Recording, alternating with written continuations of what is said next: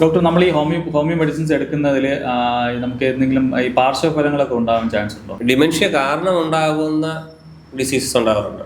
ഇപ്പം nutritional deficiencies, dementia വളരെ severe dementia ഉള്ള ആൾക്കാർക്ക് ഉണ്ടാകുന്ന nutritional deficiency, then hyper tension, രക്തസമ്മർദ്ദം, ഹൈപ്പർ ലിപ്പിഡീമിയ അല്ലെങ്കിൽ കൊളസ്ട്രോൾ കൂടുക, ബ്ലഡ് ഷുഗർ കൂടുക, ഇതൊക്കെ വളരെ കോമൺ ആയിട്ട് ഉണ്ടാകുന്ന ഇതിന്റെ പാർശ്വഫലങ്ങൾ അല്ലെങ്കിൽ അഡ്വേഴ്സ് എഫക്ട്സ് ആണ്.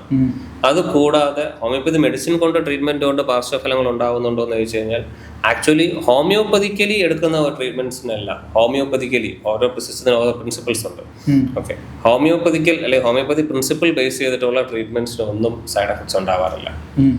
ദാറ്റ്സ് മീൻസ് ഒരു പ്രോപ്പർ മെഡിക്കേഷൻ അല്ലെങ്കിൽ പ്രോപ്പർ ഡോസ്, പ്രോപ്പർ അഡ്മിനിസ്ട്രേഷൻസ്. ഇപ്പോൾ പലപ്പോഴും നമുക്കിപ്പം ചാറ്റ് GPT അല്ലെങ്കിൽ അതേപോലത്തെ സോഫ്റ്റ്വെയർസോ അല്ലെങ്കിൽ മെഡിസിനും ഡോസും പറഞ്ഞു തരുന്ന സോഫ്റ്റ്വെയർസ് അവൈലബിൾ ആണ്. അല്ലെങ്കിൽ വിക്കിപീഡിയ പോലത്തെ സെർച്ച് ചെയ്യുക അല്ലെങ്കിൽ മെഡിസിൻ സ്വയം സെലക്ട് ചെയ്യുക, അവൈലബിൾ ആണ്. ഇപ്പം നമ്മുടെ ഒരു സോഫ്റ്റ്വെയർസ് ഉപയോഗിച്ചൊരു മെഡിസിൻ അവൈലബിൾ ആണ്. പക്ഷേ ഇതിന്റെ പ്രോപ്പർ മെഡിക്കേഷൻ, പ്രോപ്പർ ഡോസ് ഇത് കൃത്യമായി മാനേജ് ചെയ്ത് കഴിഞ്ഞ് കഴിഞ്ഞാൽ ഒരു വക പാർശ്വഫലങ്ങളും ഉണ്ടാകും. ഹോമിയോപ്പതി മെഡിസിൻ പാർശ്വഫലരഹിതമാണ്. പക്ഷേ ഇതിന്റെ റോങ് യൂസേജ്, ഇപ്പോൾ ഒരു കൺസൾട്ടന്റിനെ കാണുന്നു, ഒരു മെഡിസിൻ പ്രിസ്ക്രൈബ് ചെയ്ത് വാങ്ങുന്നു.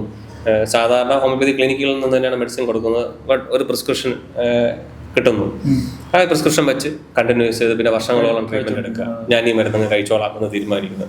ചിലപ്പോൾ ഒരു ഡോക്ടറെ കാണുന്ന, മാസത്തിൽ ഒരിക്കലും ഡോക്ടറെ കാണുന്ന ചെറിയൊരു എമൗണ്ട്, 200, 300, 500 വരുന്ന എമൗണ്ട് ലാഭിക്കാനായിരിക്കും ഈ പരിപാടി ചെയ്യുന്നത്. പക്ഷെ അത് കാരണം നമ്മൾ പ്രതീക്ഷിക്കുന്ന എഫക്റ്റ് ആ ട്രീറ്റ്മെന്റിൽ നിന്ന് കിട്ടുകയുമില്ല, മറ്റ് ബുദ്ധിമുട്ടുകൾ ഉണ്ടാകുകയും ചെയ്യും. അതുപോലെ ഇപ്പൊ എനിക്കൊരു മെഡിസിൻ എഴുതി തന്നു, അല്ലെങ്കിൽ ഞാൻ ട്രീറ്റ്മെന്റിലാണ്, ഇപ്പൊ പറയണം ഇന്ന മരുന്ന് കഴിച്ചിട്ട് എനിക്ക് നല്ല കുറവുണ്ട്, ആ മരുന്ന് നിന്ന് ഫാർമസി മെഡിക്കൽ സ്റ്റോറിൽ നിന്ന് വാങ്ങിച്ച് കഴിക്കുക. ഈ രണ്ടുപേർക്കും ഒരേ മെഡിസിൻ ആയിരിക്കില്ല, ഒരേ ഡോസ് ആയിരിക്കില്ല ആവശ്യമുള്ളത്, ഒരേ ടൈപ്പ് ഓഫ് റിപ്പീറ്റേഷൻ ആയിരിക്കില്ല, ഡിഫറെന്റ് റിപ്പീറ്റേഷൻ അല്ലെങ്കിൽ ഡിഫറെന്റ് ടൈപ്പ് ഓഫ് റിപ്പീറ്റേഷൻ ആയിരിക്കും ആവശ്യം വരുന്നത്. അത് പാർശ്വഫലങ്ങൾ. അതേപോലത്തെ ട്രീറ്റ്മെന്റ്, നമ്മൾ ഇംപ്രോപ്പർ മെഡിക്കേഷൻ, അത് പ്രത്യേകിച്ച് നമ്മുടെ നാട്ടുകാർ വളരെ സന്തോഷവാന്മാരാണ് ഇംപ്രോപ്പർ മെഡിക്കേഷനിൽ. അതുകൊണ്ട് തന്നെ നമ്മളെ പല മെഡിസിൻസിന്റെയും പാർശ്വഫലങ്ങൾ ഉണ്ടാകാനുള്ളൊക്കെ നമുക്കറിയാം. ഏറ്റവും കൂടുതൽ മെഡിസിൻ പാർശ്വഫലങ്ങൾ ഉണ്ടാകുന്ന ഒരു രാജ്യം എന്ന് പറഞ്ഞാൽ ചിലപ്പോൾ ഇന്ത്യ ആയിരിക്കും. അത് എല്ലായിടത്തും കഴിക്കുന്ന മരുന്ന് തന്നെയാണ് ഇവിടെയും കഴിക്കുന്നത്. പക്ഷെ ഒരു പനി വന്നു കഴിഞ്ഞാൽ എന്തെങ്കിലും കുറിച്ച് തന്ന ഒരു പാരസെറ്റമോൾ ഉണ്ടെങ്കിൽ അത് ജീവിതകാലം മുഴുവൻ കഴിക്കുന്ന ആൾക്കാരാണ് നമ്മൾ മലയാളികൾ. ആ രീതിയിലുള്ള ഉപയോഗം പാർശ്വഫലങ്ങൾ ഉണ്ടാക്കും. കൃത്യമായ പ്രിൻസിപ്പിൾസ് അനുസരിച്ച് കൃത്യമായ മെഡിക്കേഷൻ ഒരു കാരണവശാലും പാർശ്വഫലങ്ങൾ ഉണ്ടാക്കില്ല. എപ്പോഴും ട്രീറ്റ്മെന്റ് ഒരു ഓതറൈസ്ഡ് അല്ലെങ്കിൽ ലൈസൻസ്ഡ് മെഡിക്കൽ പ്രാക്ടീഷ്യൻസ് മാത്രമേ എടുക്കാൻ പാടുള്ളൂ.